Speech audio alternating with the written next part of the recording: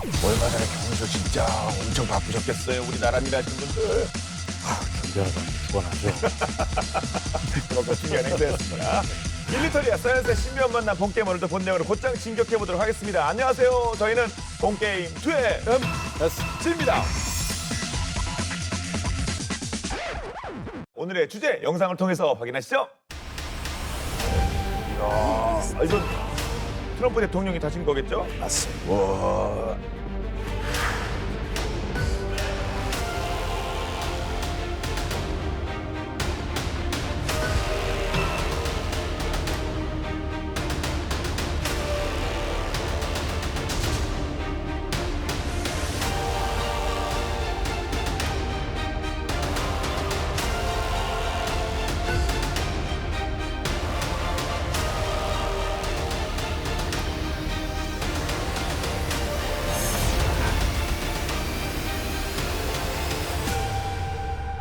글로벌 방산 시장 점유율을 높이며 방산 4대 강국으로 더욱더 뻗어나갔던 올해 2025년.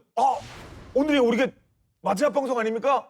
올해. 그러네. 올해 올해 한 해 고생 많으셨습니다. 고생 많으셨습니다. 예. 주제로 막 달려가다 보니까 우리가 또 한 해를 정리를 해야 되는데 고생 많으셨습니다. 그렇다면 올해 가장 중요한 우리 방산, 우리 밀리터리 이슈. 자, 누가 뭐래도 핵잠 승인. 거기에 또 뭐 마스가 또 여러 가지 많은 내용들이 있는데 특히 종합 방산 국가로 한 단계 더 진화한 그게 2025년이 아니었나 싶습니다. 그런데 앞서 잠깐 말씀드린 대로 경주에 세계 최강 1호기들, 그러니까 진짜 1호들이 많이 오신 거 아닙니까? 그렇죠. 네. 1호 인사들이. 네. 본게임 2 애청자 분이시면 다들 한 번쯤은 이런 이름 들어보셨을 겁니다. 미국 대통령 전용기 에어포스 원. 1 전용 헬기는 마린 1. 원. 자, 그다음에 전용 리무진은 더 비스트. 그건 자, 몰랐습니다. 예, 그렇게 1호 찬 줄 알았어요. 네, 모두 출동했습니다. 총 출동했고요. 중국 주석을 위한 의전과 뭐 우리 1호기도 요 하여튼 내용 속에서 한번 짚어보도록 하죠. 가장 먼저 소개해 드릴 것은요. 전 세계에서 제일 유명한 항공기죠. 심지어는 영화도 나온 예. 자, 초강대국 미국의 위상을 고스란히 나타내는 미 공군 1호기 에어포스 1입니다. 그 에어포스단 그 이름 그대로 또 영화도 있었지 않습니까? 우리 해리슨 포드가 나오는. 우리 예, 큰형님께서 예. 미국 대통령은 싸움도 잘한다. 직접 본인이 막 일을 다 해결하시죠. 그러니까요. 예. 제가 맡겠습니다 하고 진짜 그 사신성인하는 장면도 나오면서 실제 에어포스 1 어떨지 진짜 궁금합니다. 네. 다들 아시는 것처럼 이 에어포스 1은 뭐 비행기 자체 이름이 아니고 미국 대통령이 탑승한 항공기를 가리키는 콜사인이죠. 그럼 진짜 영화가 맞네요. 네. 대통령이 탑승하셨다 에어포스 1 이렇게 네. 되는 거군요. 지난 10월 말에 김해공항 활주로에 착륙한 에어포스 1의 코드명은 VC-25A이고 그 보잉 747-200B를 기반으로 제작된 기체입니다. 날개 길이 60m, 전체 길이 70m, 높이는 20m, 6층 건물 수준이 되고 76명의 승객과 26명의 승무원 등 100여 명을 동시에 수용할 수 있는 규모죠. 연료 재급유 없이 약 13,000km를 비행할 수 있는데 이 정도면 한 번 기름을 넣고 지구를 반바퀴 돌 수 있다라는 수준이 되고 하지만 또 에어포스 1은 공중 급유가 가능하기 때문에 사실상 항속거리에 제약이 없다라고 볼 수 있고요.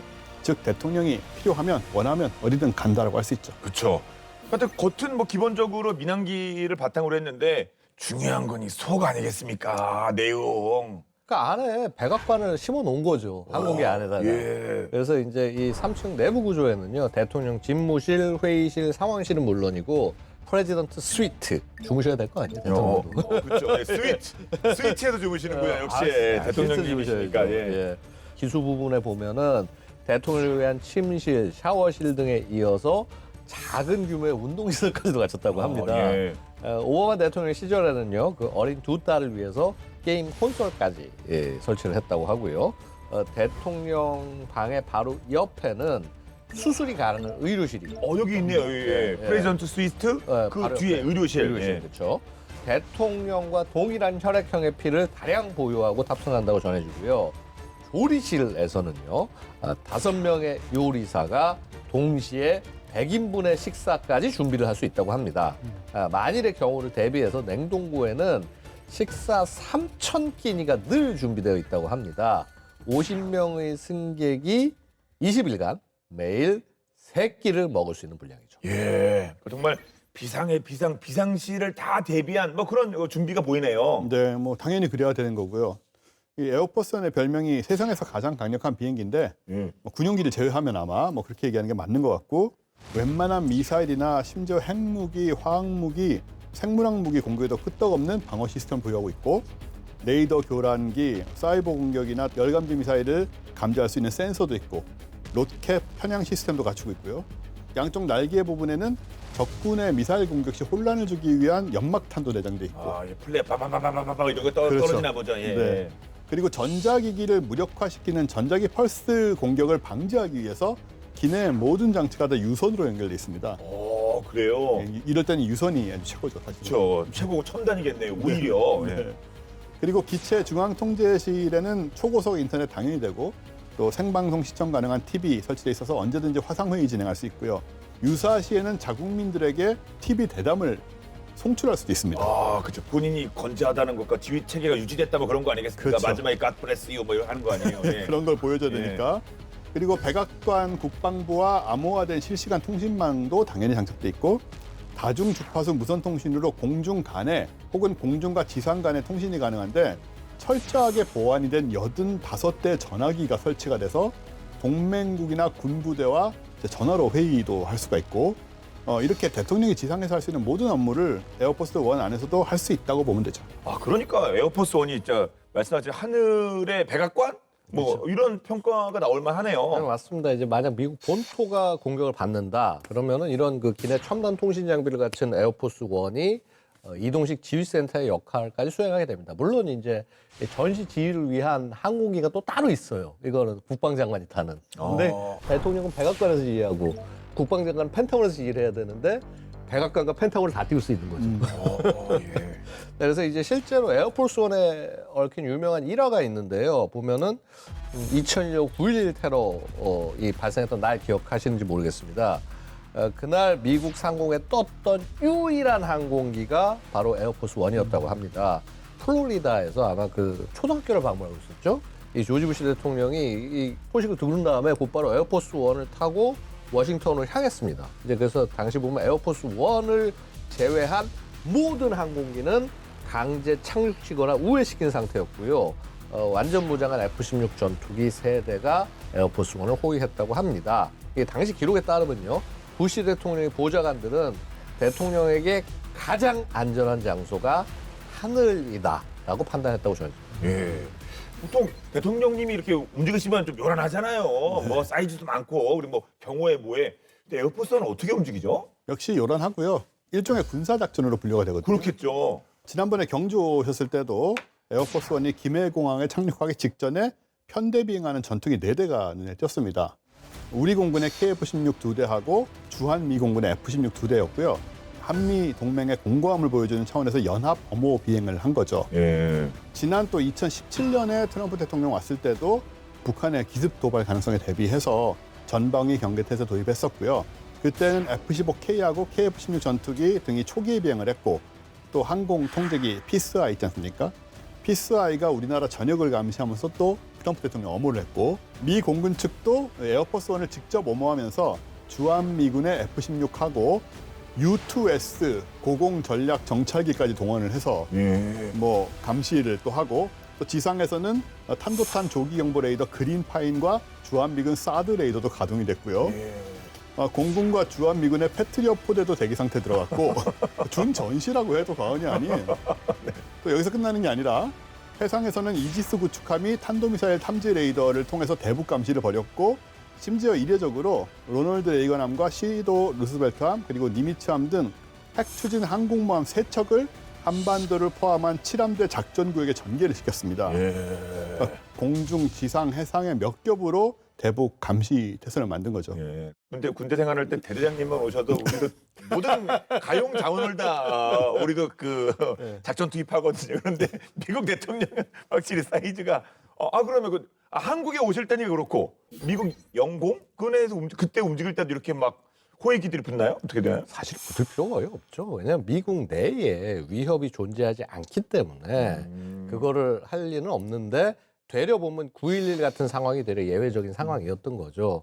근데 물론 이제 뭐 위협이나 이런 것들이 조금이라도 감지된다고 하면은 항공 호위가 필요할 수 있습니다만은요. 아마 거의 9.11 테러 때가 거의 유일한 호위였던 걸로 생각이 되고요. 이게 뭐 호위가 필요 없다는 게 다른 게 아니라 나의 구역 아니고 이미 안정이 된 그 지역 안에서 이동을 하는데 굳이 호화찬란하게 이제 전투기를 대동할 필요까지는 없는 거고 다만 그 사전 루트에 이상한 항공기들이 침범하거나 이제 하지 않게 그런 감시들을 하는 역할들은 분명히 있을 겁니다. 그래서 조금이라도 경로상에 이상이 있을 때는 국내 초계 임무를 하는 주방위군 전투기들이 와서 예. 아 비켜 맞아 이거 하겠죠. 예. 뭐 중위를 제대한 저희 입장에서는 장군 별을 달면 뭐 수십 가지가 달라진다 뭐 그렇잖아요. 근데 미국 대통령이 되시면 에어포스원이 가장 이게 야 내가 살면서 이런 뭐 그러실 것 같습니다. 그만큼 좋아하실 것도 같아요. 미 대통령님들이요. 네, 사실 역대 대통령들이 에어포스 원에 대한 사랑이 뭐 이루 말을 할 수가 없습니다. 예, 엄청 타고 싶어 하시니까. 예. 버락 오바마 이제 전 대통령은 퇴임 당시 가장 아쉬운 일이 뭐냐 물었더니 에어포스 원 더 이상 못 써서. 아, 그렇죠. 바로 후임자가 타셔야 되는데. 그 트럼프 대통령 또한 그 1기 재임 기간 중에 가장 만족한 것 중에 하나가 에어포스 원이었다라고 하고 있어요. 그래서 오죽하면 에어포스 원에서 보내는 시간을 너무나 즐긴 나머지 잠도 안 자고 참모들하고 꼬박 대화를 나눌 정도였다라는 외신 보도도 있었던 것 같습니다. 개인 전용기도 있으신 분 아니에요? 개인 전용기보다 좀 뭐가 많잖아요 이게 안에 장난감이. 예. 자, 그래서 이제 트럼프 대통령은 지난 2018년 집권 당시에 보잉사와 신형 에어포스원 납품 계약을 체결하기도 했습니다. 이 현재 사용 중인 에어포스원이 아무리 세계 최고의 비행기라고 해도요, 1990년 취역한 이후 30년 가까이 돼서 노후화된 기체란 말이죠. 예. 이제 현재 에어포스원으로 사용하는 기종인 보잉 747-200, 군용 분류는 VC-25A. 이 기종 자체가요, 1987년에 생산이 중단이 돼서 항공사 기체로는 운항이 끝난 기종이에요. 그래서 이제 이 에어포스원이 그야말로 운항되고 있는 유일한 항공기다. 뭐 이렇게 얘기할 수 있습니다. 새 기종이 필요할 때가 되긴 됐네요. 그러면 그 새 기종은 뭡니까? 네, 역시 747 계통이고요. 예. 네, 보잉 747-8 코드명은 이제 VC-25B라고 바로 이어받아서 이렇게 이름을 쓰는데 최종 계약 금액은 39억 달러, 5조 7천억 원입니다. 이것도 깎은 것 같고요. 예. 당초에 보잉사 제시 가격은 50억 달러, 7조에 육박했다고 해요. 그런데 문제는 납품 일자가 이미 지났다는 거. 지난해 납품이 됐어야 됐는데 계속 지연돼서 지금은 인도 일정이 아예 2027년에서 28년으로 예정이 돼 있습니다. 딴 것도 아니고 에어포스원도 납기가 늦어집니까? 네, 그거는 좀 심각한 거 아닙니까? 그래서 올 초에 트럼프 대통령이 직접 본인이 보잉사의 납품을 서두르면서 압박을 했다고 하시는데 관세를 때릴 수는 없고 진짜. 예, 대통령 트럼프 대통령 다운 어떤 행동이라고 할 수 있죠. 자칫 잘못하면 자기 임기 내에 못하는 거죠. 그런데 이제 이 미국이 원하는 보잉 747-8 요 기종이 현재 대통령 전용기로 사용하는 나라가 따로 있어요. 우리나라. 우리나라가요? 미국은 아직 받지 못한 그 기종을 우리는 이제 우리 대통령님이 타고 계시다고요? 그렇죠. 그러니까 우리나라 대통령 전용기는요, 대한민국 공군 1호기를 타는 코드 1이라고 부릅니다. 2022년 1월부터 보잉 747-8I 기종이 사용되고 있어요. 2017년까지 생산된 보잉 747 시리즈의 최신 여객기 모델입니다. 네. 미국은 사실은 이제 항공기를 구매해서 전용기 특별 제작한 거 보니까 안에 내부를 그냥 완전히 다 뜯어 고친 거고 우리는 빌려 쓴다는 거예요. 2020년에 대한항공으로부터 보잉 747-8I 기종을 임차 계약을 2020년에 체결을 했고요. 계약 기간은 2021년부터 26년까지 5년으로 알려졌습니다. 계약 금액은 약 3,002억 9천만 원. 당연히 에어포스 1에는 미치지 못하는데 그래도 첨단 통신망을 비롯해서 다양한 특수 기능, 보안 장비가 탑재됐다 이렇게 알려졌습니다. 네. 늠름한데요. 이 코드 1, 뭐 스펙이라든가 공개된 정보 있습니까? 네, 말씀대로 보잉 747-8I 기종이고 이 기종 자체가 현존하는 대형 항공기 중에서 가장 빠른 마하 0.86의 순항 속도를 자랑합니다. 그리고 신형 엔진을 장착해서 최대 14시간 동안 14,815km까지 운항이 가능하니 웬만한 곳에는 어디든 갈 수 있다. 그렇겠네요. 중간에 착륙하거나 연료를 넣지 않아도 갈 수 있고요. 그리고 대통령 전용기로 개조를 거치면서 해외 이동 중에도 국정 운영이 가능하게 내부 시설 다 구축해 놨고요. 또 대통령 안전을 위해서 미사일 방어 경보 그리고 방어 장치 시스템, 또 군과 위성으로 직접 연결할 수 있는 국가지휘 통신망, 위성 통신망도 갖췄습니다. 기내식 메뉴는 비즈니스급으로 예, 잘 드셔야죠. 예, 1등석은 아니고 1등석은 아닌 별도로 가야겠죠. 그렇겠죠. 예, 뭐. 기본이 예. 비즈니스고 예, 그렇겠죠. 대통령님은 네, 뭐 당연히 뭐 무엇을 드셔도 나라를 위해서 예. 하늘 위에 백악관 만나봤고 하늘 위에 청와대라고 해야 될까요? 예, 이 청와대라고 해야겠죠. 용산에서 바뀌니까 네. 이렇게 봤으면 이제 중국 쪽 하늘 위에 뭐 중남해라고 해야 되나? 하여튼 그러면 이 중국 쪽 이 시진핑 그 주석님인가요? 그분은 뭐 타고 오셨습니까? 이번에 그 중국 시진핑 주석의 한국 방문이요. 2014년 이후 11년 만에 있었어요. 와, 그럼 삐까뻔쩍한 거 타고 오셨겠네. 오랜만에 오셨으니까. 근데 미중 정상회담을 앞뒀던 만큼 흔치 않은 장면이 포착이 되어 버렸어요. 자, 미국의 트럼프 대통령 에어포스 원 바로 옆에 시진핑이 타고 온 항공기가 주기되는 모습이 연출이 됐습니다. 아, 에어차이나는 에어차이나. 그거 민항기 아니에요? 그렇죠. 중국 국제항공. 어? 근데 이거는 민항기인데? 정확히 보셨는데요. 네. 국가 원수 전용기가 아니라 일반 여객기 타고 온 거예요. 아, 예. 그래요? 시 주석은요 해외 순방과 공식 업무에 전용기를 이용하지 않고요 중국 국제항공 그 에어차이나 소속의 1호기를 활용한다고 알려집니다. 중국 국제항공 1호기는요 평소에는 정기 여객 노선에 투입되다가 시 주석의 해외 방문 계획이 정해지면 몇 주에 거쳐서 보안 당국의 철저한 검사를 거치게 됩니다. 그리고 검사 후에 이제 개조 작업장에서 객실 좌석 일부를 해체를 하고 자 거실, 침실, 사무실 등의 공간을 바꾸는 거죠. 그리고 이렇게 일정을 마친 국가 원수가 귀국한 후에는 항공기를 국제항공에 반환을 해서 원래 상태로 복원해서 다시 여객 임무에 투입한다고 합니다. 가장 화려하고 뭐 최고의 스펙, 이제 에어포스 원과 비견될 만한 그런 전용기가 있을 줄 알았는데 좀 의외이기도 합니다. 물론 뭐 안에 뭐 겉은 저렇고 그래도 뭐 특별하게 또 개조 같은 것도 많이 하겠죠? 그래도 그 내부 인테리어가 화려함하고는 거리가 멀다고 해요. 그런가요? 네, 단정하고 검소한 분위기고 내부는 크게 네 구역으로 나눠지는데 비행기의 가장 앞쪽 부분은 이제 주석 전용 공간으로 침실, 회의실, 집무실 이런 것들이 자리 잡게 되고 제2 부분 지역은 이제 장관급 인사와 수행원 그리고 제3구역은 이제 차관급 인사와 경호원, 의무원들이 사용하고 마지막 쪽은 언론 매체와 기타 스태프들이 공간이라고 하는데 소박하긴 하지만 기종은 또 최신 기종을 사용을 하고 있습니다. 네. 예전에는 보잉 B747-400을 사용을 했는데 노후화되다 보니까 지금은 바로 보잉 747-8 기종을 쓰고 그 1년 번호 B2479로 대체가 돼 있다고 해요. 이 B2479는 2014년 12월에 중국 국제항공에 인도가 됐고 2016년 5월부터 약 2개월 동안 독일에서 개조 작업을 거쳤고요. 국빈 방문에 필요한 유연성을 유지하면서도 또 항공 자원을 효율적으로 활용하자 이런 취지라고 보여지고요.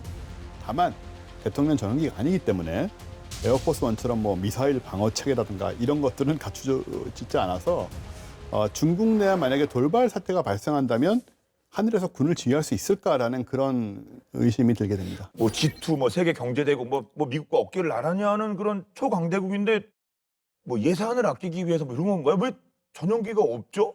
그게 사실은요 중국도요 전용기 도입을 추진한 적이 있어요. 그러니까 또 당연히 네, 없는 게 그러니까요. 좀 의외인 거죠. 그러니까 2001년 6월에 중국 정부가 이제 미국 보잉사로부터 당시에 이제 굉장히 쓸만한 기종이라고 했던 B767 항공기를 구매를 했는데요. 당시 금액이 무려 1억 2천만 달러, 그러니까 약 1,760억 원 정도에 해당했어요. 근데 이제 여기에 추가 비용 1,000만 달러 이상을 지불을 해서 내부 인테리어 작업도 이제 함께 요청을 했고요. 자, 그런데 3개월 후에 중국이 이제 비행기를 인수하고 테스트 비행을 하는데 뭔가 이상한 점을 발견한 겁니다.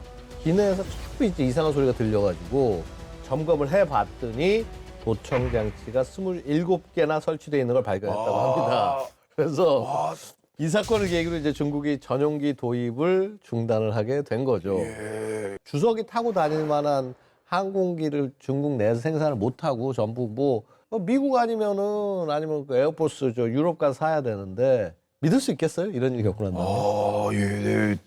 이번에 경주에서도 또 화제가 됐던 게 일단 이렇게 전용기도 있습니다만 전용차? 리무진? 네. 하여튼 이 차량도 엄청나게 관심을 많이 모았잖아요. 네, 세계에서 가장 안전한 차량이라고 하는 그래야 할 것 같고요. 제일 비싸기도 할 것 같고요. 네, 예. 더 비스트인데 미국 쪽. 더 비스트 뭐 짐승이란 뜻이죠. 우와. 보기에도 뭐 이렇게 분위기부터 좀 짐승스러운 그런 뭐 무지막지함이 느껴지는데 바로 트랜스포머 그냥 로봇으로 바뀔 것 같습니다. 와, 멋지다. 캐딜락 원, 뭐 리무진 원 이렇게 불리기도 하고요. 예. 길이는 5.5m, 그런데 무게가 9에서 10톤. 그냥 뭐 일반 차량으로는 상상할 수 없는 예. 어마어마한 무게고, 왜 그러냐? 강철 세라믹 복합 장갑으로 감싸 있고, 그러다 보니까 무게가 나갈 수밖에 없고요. 또 움직이는 벙커인 거죠, 사실은.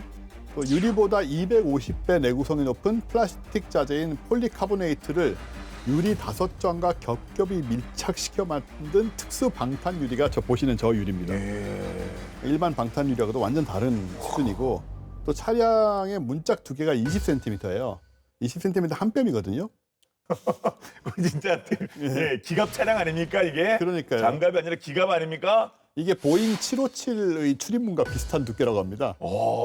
진짜 두껍잖아요. 비행기문 엄청 두껍잖아요. 예, 그건 이제 두껍기만 할 거고 얘는 진짜 방어가 되는 상황에서. 그렇죠. 권총탄은 물론이고 웬만한 수류탄 공격도 막을 수가 있고, 또 케블라 소재의 특수 런 플랫 타이어가 적용이 돼 있는데 타이어 4개가 다 터져도 80km 속도로 주행이 가능하고, 그리고 내부는 완전 밀폐형이라서 밖에서 무슨 가스가 들어온다거나 하는 것도 불가능하고, 예. 당연히 자체 산소 공급 시스템 갖추고 있고요.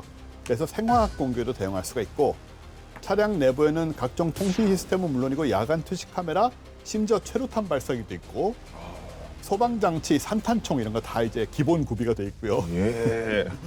또 당연히 또 중요한 게 보안 통신 시스템을 통해서 핵무기 발사 코드 전송이 가능해서 저 안에서 핵무기를 발사할 수가 있습니다.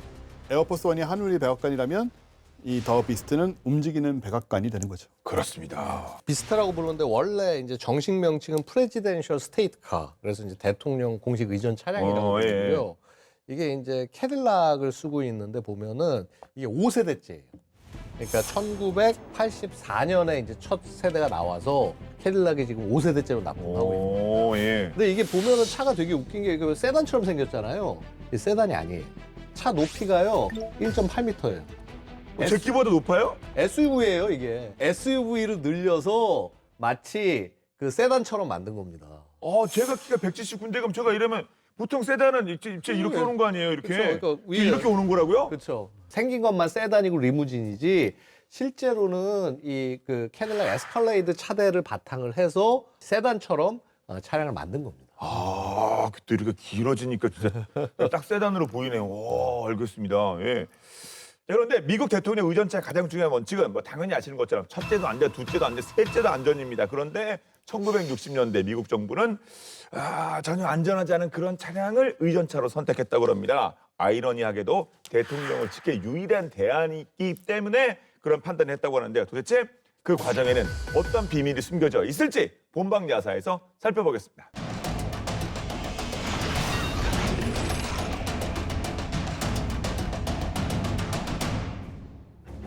미국 대통령의 전용 리무진들은 임기가 끝나면 박물관으로 가거나 보안을 위해 폐기되는 것이 일반적인 절차입니다. 특히 전 세계가 목격한 비극적인 사고가 발생한 차량이라면 더더욱 현역에서 물러나는 것이 상식이죠. 그런데 여기 그 상식을 깨고 폐차장 대신 백악관으로 돌아온 괴물 같은 생명력의 자동차가 있습니다.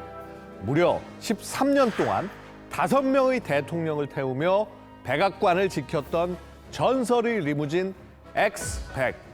하지만 사람들은 이 차를 보며 환호하는 대신 등골이 서늘해지는 공포를 느꼈다고 하는데요. 미국 역사상 가장 유명하고 또 가장 기구한 운명을 가졌던 유령 리무진의 비밀을 지금 파헤쳐 봅니다.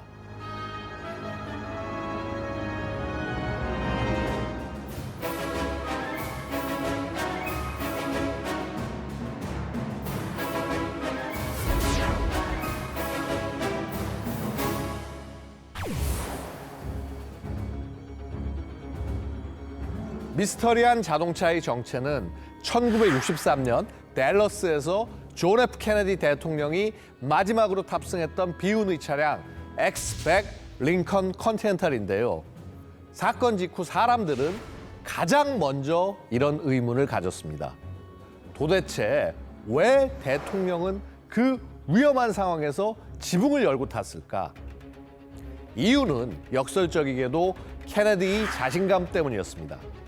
케네디는 경호원들이 만류해도 국민들과 단절된다며 직접 지붕을 열라고 지시했죠. 소통을 위한 그 선택이 안타깝게도 저격범에게 완벽한 표적을 제공하고 만 것입니다. 전 세계가 목격한 비극의 현장이었던 만큼 당연히 이 차는 박물관으로 보내지거나 영구 봉인될 거라고 모두 예상했는데요. 하지만 사건 직후 미 정부와 비밀 경호국은 이 차를 뜯어 고쳐 다시 대통령 1호차로 쓰겠다는 충격적인 결정을 내립니다. 당장 대통령이 탈 안전한 차가 필요한데 60년대 당시 기술로 완전히 새로운 방탄차를 설계하고 만드는 데는 최소 2년이 넘게 걸렸기 때문이었죠. 결국 시간을 벌기 위해 피 묻은 증거물을 닦아내고 다시 현역으로 복귀시키는 이 기이한 개조 작전에 프로젝트 D2라는 이름이 붙게 됩니다. 가장 먼저 손을 댄 곳은 비극의 원인이었던 지붕이었는데요.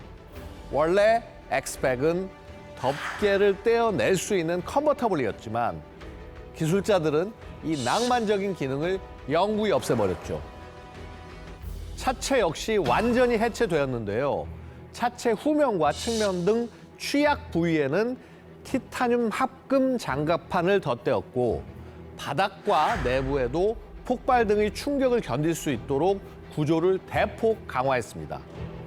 이 과정에서 2.3톤이었던 차의 무게는 개조 후 약 4.5톤까지 2배 가까이 불어났습니다. 개조 비용만 당시 돈으로 50만 달러. 현재 가치로 환산하면 수십억 원이지만 당시 물가로 따지면 웬만한 고급 주택 20채를 사고도 남을 어마어마한 돈이었습니다. 이렇게 다시 태어난 X100은 1964년 백악관으로 복귀하는데요. 케네디의 뒤를 이은 린든 B 존슨 대통령이 이 차의 첫 번째 승객이 되었죠. 존슨 대통령은 사건 당시 그 참상을 누구보다도 가까이 목격했던 인물이었는데요. 그런 그가 불과 몇 개월 뒤 바로 그 차의 뒷좌석에 다시 앉아야 했던 겁니다. 방탄유리 너머로 시민들을 바라보며 느꼈을 그의 심리적 압박감은 짐작조차 하기 어려웠죠. 그래서일까요? 기록을 보면 존슨 대통령은 이 차를 타는 것을 극도로 불편해했고 꼭 필요할 때만 탔다고 하는데요. 특히 원래의 미드나이트 블루 색상은 암살 당시를 너무 강하게 연상시킨다는 지적이 계속되었습니다. 결국 이 차는 이후 불길한 기억을 지우기 위해 새카만 검은색으로 다시 칠해졌고 은퇴할 때까지 그 색을 유지하게 되죠. 이후 닉스, 포드, 그리고 지미 카터 대통령에 이르기까지 무려 13년을 더 달리며 미국의 가장 혼란스러웠던 현대사를 묵묵히 감당했는데요. 그렇게 긴 시간을 버텨낸 X100은 1977년이 되어서야 비로소 긴 임무를 마치고 은퇴를 허락받게 됩니다. 물론 그 사이 신형 리무진들이 도입되긴 했지만 워낙 튼튼하게 개조된 덕분에 10년이 넘도록 가장 신뢰할 수 있는 백업카로서 굳건히 그 자리를 지켜낼 수 있었죠. 지붕을 열고 시민들과 눈을 맞추던 낭만의 시대는 가고 방탄 유리 뒤에 숨어야 하는 공포의 시대가 왔음을 이 육중한 리무진이 온몸으로 증명하고 있었던 것이 아닐까요? 미국 역사의 가장 어두운 순간을 싣고 달렸던 링컨 컨티넨탈 X100.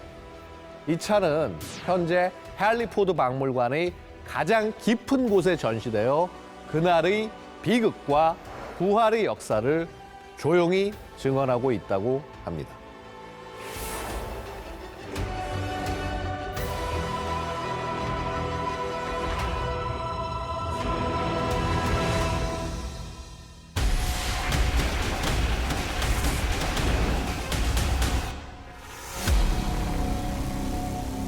다시 이제 본론으로 돌아와서 자, 트럼프 대통령의 더 비스트를 살펴봤습니다. 자, 그러면 역시 또 비교가 되는 게 시진핑 주석님, 이분은 어떤 차를 타고 오셨습니까? 의외로 전용기는 아니었다고 그러고요. 차량은요?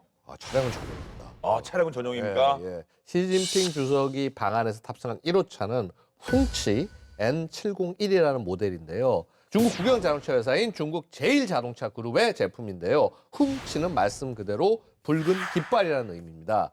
시 주석은요, 한동안 외국을 찾을 때는 해당 국가 차량을 사용했는데 2018년부터는 훔치를 이용했어요. 그중에서도 N701은 중국 정부가 시 주석 전용으로 주문 제작한 초호화 방탄 리무진입니다. 자, 자동차 디자인 보니까 어떠십니까? 묵직한데요? 그렇죠. 이거 네. 생각나는 차 혹시 없으세요? 롤스. 알사? 알사. 그 엔진 좋다는 그거요? 그쵸. 비행기에도 쓴다는 거? 예. 그러니까 별명이 중국판 롤스로이스인데요. 예. 길이가 5m가 넘고요. 군용급의 그 장갑과 방탄 유리가 장착된 건 물론이고 화학 공격 등에도 대비했을 것으로 추정이 됩니다. 차량 하부는 강철판으로 둘러서 폭발물이 아래서 터져도 대응할 수 있고 케블라 복합 소재 타이어를 장착을 해서 손상돼도 주행이 가능하고요. 예. 사실 뭐 그 옵션에 국가 원수급 옵션, 뭐 장관급 옵션, 뭐 대장님급 옵션을 했는데 이거 뭐 아니 할 수 있는 거는 중국이 할 수 있는 거는 뭐 어떻게 중국 자기도 하니까 모조리는 없을 거 아닙니까? 네. 그래서 개발비도 엄청났다고 하고요. 그렇겠죠. 저거같이 5억 7천만 위안이 들었다는데 하나로 1,000억 원이 넘는 금액입니다. 그렇죠. 요즘은 200원이 넘으니까 그렇겠네요. N701 모델 자체가 중국에서 매년 5대만 생산되는 최고급 모델이고요. 최종적으로 10년간 50대만 한정 생산될 예정인데 이제 이걸 바탕으로 이렇게 만든 거고요. 참고로 미국의 더 비스트는 제너럴 모터스의 고급 브랜드인 캐딜락이 제조를 하고 있고 공개된 연구 개발 비용이 1,580만 달러로서 232억 원. 근데 지난해 9월에 GM이 미국 정부하고 또 한 번 계약을 맺었습니다. 예. 계약 규모는 1,480만 달러, 217억 원인데 이거는 미국 대통령 경호를 강화하기 위해서 첨단 방탄 기술을 개발하는 게 목적이라고 하는데 거기에만 이제 수백억을 쓰는 거죠. 그렇군요. 지금보다 더 뭔가 추가되나 봅니다. 그래서 중국은 뭐 전용기가 없어서 그런가 이 차량에는 진짜 이 훔치 이거는 진짜 진심인 것 같아요. 훔치 N701을 생산하는 중국 제일자동차 그룹은요, 2021년 완공한 훔치 판롱 공장에서 매일 평균 약 1,000대의 자동차를 생산 중입니다. 이게 일반 자동차입니다. 리무진이 아니라. 공장 스마트화 수준이 업계 선두를 달리고 있다는 평가를 받고 있어요. 700대가 넘는 로봇팔이 스탬핑, 용접, 도색, 조립 작업 등을 도맡아 하고 거기에다 심지어 그거를 무인 운반 차량이 공장 곳곳을 누비면서 이제 부품이나 이걸 완성된 것들을 나르는 거죠. 산업 인터넷을 기반으로 한 자동화 시스템과 정보 시스템을 도입한 덕분이다라고 평가가 되고요. 게다가요, 불타는 철퇴에 맞고도 멀쩡한 중국의 훔치 차량의 충돌 테스트 영상이 화제가 되기도 했는데요. 영상 보시면요. 자, 이 훔치 SUV가 철퇴네요, 진짜. 이렇게 맞았습니다. 그러고 이제 불덩이를 견디고 벽돌벽을 들이받습니다. 들이받았는데 뚫어버리는데요. 그렇죠. 그러고도 이제 살아남은 모습이다. 네. 이 영상이 사실이라고 한다면요. 우리 예전에 볼보 무슨 뭐 차 7대 올리고 세브럽 얘기했는데 야, 이것보다 더 단단한 거 아닌가. 뭐 이 정도 단단하면 인정해 주자. 사실이라면. 잠깐 그 실내의 모습이 나왔는데 버티는 모습은 있긴 했습니다. 예. 불타는 철퇴. 무슨 뭐 중세 시대 공성전하는 것도 아닌데 아주 극단적인 상황을 연출했습니다만 하여튼 뭐 단단해 보이긴 하네요. 그렇긴 한데 중국의 아직 자체 항공기 제조 기술은 좀 갈 길이 멀고요. 예. 사실 중국이 뭐 로켓도 잘 만들고 군용기도 잘 만드는데 이 민영에 사용할 항공기 기술을 별로 발달 안 시킨 것 같아요. 그것도 또 그러네 생각해 보니까. 예, 신기하죠. 예. 이 중국 상용 항공기 공사가 상업용 여객기인 C919를 독자 개발했다고 알려져 있긴 합니다. 근데 문제는 뭐냐면 엔진뿐만 아니라 항공기 제작에 필요한 주요 구성품을 전부 서방에 의존하고 있어요. 어느 정도요? 매우 많이 의존하고 있습니다. C919의 주요 부품이 90여 개 정도 되는데 그 절반 이상이 미국산이고 30%가 유럽산이고 중국산 부품은 단 14개, 14종이라고 할 수 있겠죠. 뭐 자체가 별이 아니라 그냥 조립 아닙니까? 그래서 이제 좀 이 부분이 많이 낙후돼 있는 걸로 보여지고요. 완성도 있는 항공기를 일단 개발을 해야 그 다음에 독자 전용기를 만들 수 있는 상황이다 이렇게 보여지죠. 알겠습니다. 그럼 지금까지 미국의 더 비스트 그리고 중국의 홍치 이렇게 국가 원수분들이 타는 차량을 살펴봤는데 사실 궁금한 게 우리 이재명 대통령님은 이때 경주에 어떤 차로 가셨습니까? 대한민국 대통령을 상징하는 ROK001 이 번호판을 부착한 차량은요. ROK001이에요? 예. 리퍼블릭 오브 그렇죠, 예, 그렇죠, 그렇죠. 예. 독일산 리무진이 아니라 국산 럭셔리 세단입니다. 예, 그동안 예. 대통령 전용차로 이제 메르세데스 마히바흐 S 클래스의 풀만 가드가 사용이 되었어요.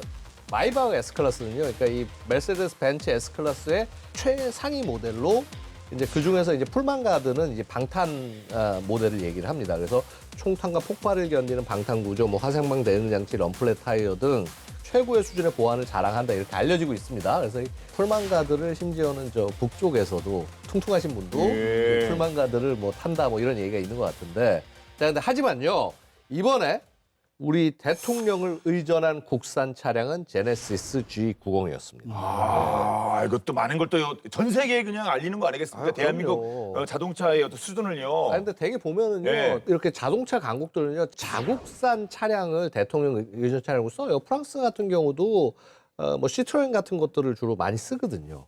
제네시스 G90 뭐가 다르냐면 이제 주행 중 외부 소음을 실시간 제거하는 능동형 소음 제어 시스템. 그다음에 도로 상황을 미리 예측해서 서스펜션을 조절하는 프리뷰 전자제어 서스펜션. 그다음에 사고 발생 시 2차 충돌을 줄이는 다중 충돌 방지 제동 시스템을 탑재를 했고요. 여기에 더해서요. 대통령 의전차로 사용된 모델에는 뭐가 들어가냐면 방호 성능을 강화하고 최고급 사양을 모두 포함해서 특별 제작했다라고 합니다. 그러니까 이게 외교 무대에서 국산 차량을 선택했다. 당연히 자국 기술을 이렇게 확산을 하고 이렇게 우리 기술 우리가 믿고 있고 네. 우리 차 우리가 탄다. 이거를 보여주는 그런 굉장히 중요한 계기라고 그렇죠. 생각이 듭니다. 미국 바이오가 이 차 안정성 보장할 수 있습니까? 우리 대통령님이 타시는 차인데요. 와, 끝나는 거 아닙니까? 그러면. K방사도 마찬가지죠. 네. 이거 어디서 뭐 하는데 한국군이 쓰고 있는 거네. 그렇죠. 네. 예, 우리 아버지가 또 우리 아들이, 네. 예, 우리 딸이 이 장비 쓴다. 그거만큼 네, 확실한 거 어디 중요합니다. 있겠습니까? 중요합니다. 우리 대통령님이 타신 차는 그냥 도로에서 가면 되는데 근데 아까 홍치나 이게 더 비스트는 엄청 무겁잖아요. 그거는 한국까지 어떻게 갖고 오죠? 배로 오면 너무 오래 걸리니까. 예. 미국의 일단 1호차 더 비스트는 해외 순방 시에 미 공군의 C-17 글로브 마스터 수송기를 통해서 이동을 합니다. 수송기로 그냥 공수하는 거예요? 네, 저렇게 많이 들어갑니다, 차가. 똑같은 차가 여러 군데가 막 여러 개고 막 그렇죠 사실 이렇게. 그 외에도 뭐 경호용 SUV도 있고 그렇구나. 예. 통신 차량, 의료 지원 차량 이런 걸 다 가져와야 되기 때문에 C-17 수송기만한 게 없고 원체 덩치가 크고 보시는 것처럼 탑재량이 무지막지하기 때문에 이렇게 잔뜩 넣고도 뭐 그렇게까지 꽉 찬 느낌은 아니잖아요. 또 사람들 다니기도 뭐 편하고. 그 차도 엄청 뭐 5m 이렇게 막 긴데 이게 몇 대가 이렇게 쫙 써도 와 수송기가 엄청 크긴 크네요 이것도. 그러니까요. 와. 그리고 또 C-17의 장점은 항속거리도 길고 비포장 활주로나 해안가 모래밭에서도 뜯어낼 수 있는 능력이 있기 때문에 어떤 유사시에 또 활용할 수 있는 부분이라 네. 아무래도 더 비스트 운반의 제격이라고 보여주고요. 중국도 747-400 화물기 B2476을 운용을 해서 홍치 차량 포함해서 뭐 국가 주석 방문 시에 필요한 물품들을 다 저렇게 수송을 하고 있습니다. 예. 방금 이제 차량만 나왔었는데 미국이 수송기를 통해서 운반하는 게 이 차량 말고 뭐 또 있다고요? 헬기도. 헬기, 마린원도 이렇게 수송. 그렇게 되나요? 그러니까 미국은 이제 대통령을 위한 전용 헬기도 수송기를 통해서 공수를 합니다. 그래서 프로펠러하고 일부 동체를 분해를 해서 이제 이게 실은 다음에 들여온 뒤에 꺼내서 이제 다시 조립하는 그런 방식인데요. 국가 이동에 이제 미 공군 소속의 에어포스 1을 사용을 한다면 비교적 짧은 거리를 이동을 할 때는 미 해병대 소속의 대통령 전용 헬기 마린 1을 이용합니다. 광나는 거 보십시오. 트럼프 대통령의 마린 1 헬기는요 신형이에요. 그러니까 2024년에 도입된 시코르스키의 S-92 헬기 기반으로 만든 신의 기체 VH-92A입니다. 세계 최고 수준의 비행 안전 보안 체계를 갖춘 대통령 전용 헬기입니다. 최고 속도가 시속 270km에 달하고요. 최장 800km 정도를 이 항속거리를 갖고 있습니다. 미사일 기만용 플레어와 적 레이더 교란용 전자 시스템이 탑재가 됐고요. 핵 폭발 때 발생하는 전자기파 EMP에도 대응할 수 있는 그런 장치가 통합이 되어 있습니다. 소음을 차단하는 회의실은 물론 필요하죠. 이거 핵이 워낙 시끄러워서. 그건 물론이고 백악관, 미군, FBI 연결되는 보안 통신만 당연히 갖추고 있고요. 그러니까 당연히 비싸겠죠. 예. 지난 2024년 8월 마린 1을 운용하는 미 해병대가 이 VH-92A 23대를 인도를 받았는데 50억 달러, 그러니까 약 7조 원이 소요됐다고 합니다. 와, 7조를 23으로 나누면은 와, 한 거의 한 3천. 단순한 숫자만 해도 이야, 엄청 좋은 기종인가 봅니다. 네, 일단 이 시코스키사의 S-92는 전 세계 10여 개국에서 대통령 전용 헬기로 이용할 정도니까 대통령 전용 헬기군요. 인정을 받는다고 봐야 되고 우리나라도 마찬가지고요. 네. S-92를 VIP용으로 개조한 VH-92를 대통령 전용 지휘 헬기로 3대 운용을 하고 있습니다. 목적지가 이제 공항이 아닌 경우나 아니면 전용기 착륙이 불가능한 경우 혹은 뭐 국내 단거리 이동에는 헬기가 훨씬 유리하기 때문에 활용을 하고 있고요. 각종 공격을 막기 위한 레이더 경보 수신기, 적외선 방해 장비, 그리고 미사일 추적 기만 장치도 다 보유해서 하늘의 미니 집무실로 불리고 있죠. 지난 4월에 지휘 헬기 2 사업 계획이 밝혀지기도 했습니다. 이거는 뭐냐면 이제 다가올 2031년까지 8,700억 원 예산으로 신형 대통령 지휘 헬기 4대를 해외에 도입하자. 이런 계획인 거고요. 네. 지금 쓰는 모델이 사실 2007년에 구입을 해서 18년 정도 사용을 했거든요. 그래서 조금 이제 성능 보강이 필요하고 좀 바꿀 때가 됐다, 좀 이런 관점인 것 같고요. 그래서 가장 유력한 후보는 역시나 시콜스키사의 S-92 플러스. 이게 기존 VH-92의 개량형인데 사실은 미국 마린원의 VH-92A하고 동일한 기종입니다. 그렇게 업그레이드를 하면서 이제 신뢰성과 안전성이 검증됐다는 그런 모델을 사용하는 관점이고요. 우리 군도 사용 경험이 있는 기종이라서 운용 평가나 조종사 기체 적응 기간 등을 단축해서 어쩌면 도입 시기를 좀 앞당길 수도 있지 않을까 예상이 됩니다. 예. 그럼 이제 그 다음 순서. 시진핑 주석이 타시는 전용 헬기는 뭐 어떤 기체입니까? 없습니다.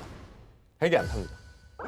전용 헬기가 없다는 거예요? 예. 아니 헬기를 안 타신다고요? 헬기를 안 탑니다. 당연히 헬기를 안 타니까 전용 헬기가 없겠죠. 네. 일단은 중국은요, 원칙을 어떻게 세웠냐면 장거리 이동은 항공기로 하는데 항공기는 고정익 항공기만 쓴다. 그리고 그 이외에는 전부 지상으로만 이동한다. 자, 이제 그런 원칙을 세워놓고 있어요. 예. 왜 그럴까 생각을 해보면 사실은 헬기가 되게 좀 불안불안한 거는 맞긴 맞아요. 헬기 자체가. 사실 우리 대통령 헬기로 썼던 예전에 슈퍼퓨마라는 헬기를 썼었는데 2번 정도 추락사고 난 다음에 다시는 안 씁니다. 대통령이 그냥 이거 헬기 추락해서 죽으면 큰일 나는 거예요. 보면 우리도 공군 참모총장님이 헬기 추락으로 돌아가신 그런 사례들도 있고 그래서 헬기라는 게 사실은 상대적으로 좀 어느 정도 위험성을 안고 가고요. 그래서 우리 보면은 VIP 헬기, 대통령 지휘 헬기 도입하는 거야 30년, 40년도 안 됐는데 왜 도입하냐? 바로 이런 것 때문에 위험을 조금이라도 줄이려고 이렇게 신형 헬기를 도입을 하는 거예요. 자, 그러다 보니까 중국의 이런 얘기가 뭐 어느 정도는 이해는 될 수가 있는 거죠. 특히나 그러니까 이게 독재에 가까운 국가일수록 1인이 휘두르고 이런 나라일수록 이 사람 목숨이 그 나라의 안보이기 때문에 어쨌거나 가능성을 줄이겠다라는 그런 모습으로 볼 수 있고요. 그래서 그런지 모르겠습니다. 김정은도 헬기 타고 다니는 모습들 잘 못 보시지 않았나요? 저는 뭐 거의 못 본 것 같은데. 그렇군요. 예. 네, 그래서 이게 헬기라는 게 사실 아마 항공기 중에서 제일 그 어떻게 보면 물리의 법칙에 거슬르고 하는 기체이기 때문에 그만큼 정말 섬세한 관리가 필요하고 돈을 제대로 써서 제대로 관리하지 않을 거면은 함부로 운용하지 않는 것이 뭐 맞을 수도 있을지 모르겠습니다. 예. 그런데 미국은 앞서서 뭐 7조 원 들여서 23대나 뭐 도입한다. 23대 도입. 진짜 그 미국은 왜 이쪽으로 갈까요? 신기하네요. 일단 헬기는 공간이 좁아서 사람이 많이 못 타잖아요. 예. 그래서 좀 수행원 동행을 하려면 여러 대가 필요하고 예. 그리고 미국 마린원 같은 경우에는 항상 2대 이상 편대 비행하면서 대통령 탑승 헬기를 식별하지 못하도록 운영을 합니다. 뭐 에어포스1 더비스트도 마찬가지고 에어포스1은 만일의 사태에 대비해서 똑같은 기종의 외관도 똑같은 2대를 준비하고 있거든요. 밤을 새우는 장거리 이동 시에 이럴 때는 테러나 비상사태 대비해서 2대가 항상 같이 비행하는 걸로 알려져 있고요. 예. 보통 30분 정도의 시간차를 두어 비행을 합니다. 그냥 똑같이 가면은 그 공격하는 쪽이 똑같이 둘 다 공격을 쉽게 할 수 있잖아요. 한 걸 더 쓰면 되는 거니까. 그러네요. 예. 이것도 계속 바뀌어요. 몇 달 간격으로 주기적으로 교대를 하면서 비행을 합니다. 그런 식으로 이제 적을 이제 계속 속이는 정보망을 속이는 그런 관점인 것 같고 더 비스트 역시 마찬가지로 같은 번호판을 단 위장 차량들이 동행을 하고요. 경주에서도 사실 여러 대가 대기 중인 더 비스트가 목격이 됐고요. 어느 차량에 대통령이 탑승했는지는 아무도 모른다. 네. 노출이라 만드니까요. 그렇습니다. 자, 미국 대통령이 움직이면 백악관이 같이 움직인다는 말이 있는데요. 뭐 에어포스원, 마린원, 뭐 더 비스트까지 쭉 살펴보니 정말 인정하지 않을 수가 없을 것 같습니다. 오늘의 정리할 때가 있는데 2025년 앞서서 저희가 또 자초했습니다만 아주 뿌듯한 그런 한 해가 아니었나 생각이 듭니다. 올 한 해 우리 본게임 또 어떠셨는지 끝으로 한 해를 정리하는 한 말씀씩 부탁드리겠습니다. 진행하면서 이렇게 즐거운 해는 또 없었던 것 같습니다. 네. 그래서 굉장히 자랑스러운 소식들을 전해줄 수 있어서 너무 즐거웠고요.